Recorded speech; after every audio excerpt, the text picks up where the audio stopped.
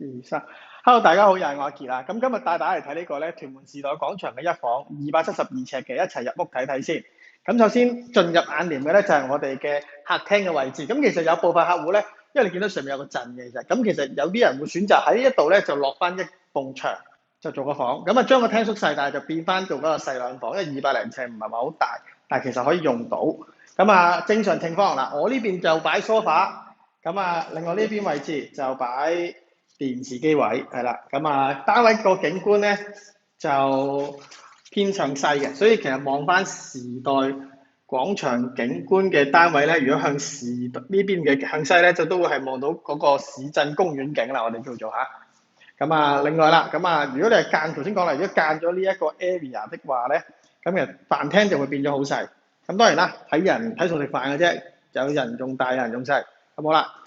望埋個廚房，嗱廚房咧做過少少裝修，咁其實原本嘅心態就係諗住啦，呢度擺洗衣機、打印機，呢度擺雪櫃。咁有啲客戶如果你真係雪櫃偏大少少咧，都我見有啲係會擺喺呢一個位置，中間呢一度放出嚟用咁樣樣。咁啊，如果冇用到，可能要擺個細飯台都得。咁啊，洗手間。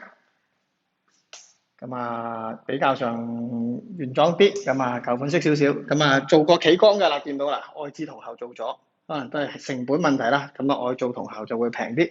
咁啊，另外個房間啊，主要去翻呢個房間位睇下啦。咁啊，房間唔算話太大，咁有少少位置，例如呢啲有啲橫陣嘅，咁買家要小心啲啦。咁啊，都做咗個分體冷氣㗎啦。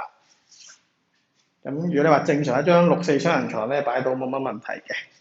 咁啊，同景觀一樣都係向翻西，係啦，不過佢又黐咗啲隔熱玻璃紙，所以唔係話好睇到個位。咁啊，如果有興趣客戶想睇呢類型嘅單位咧，時代廣場就歡迎同我聯絡啦。咁市中心仲有好多其他筍盤嘅，有興趣歡迎揾我帶埋你上嚟睇埋。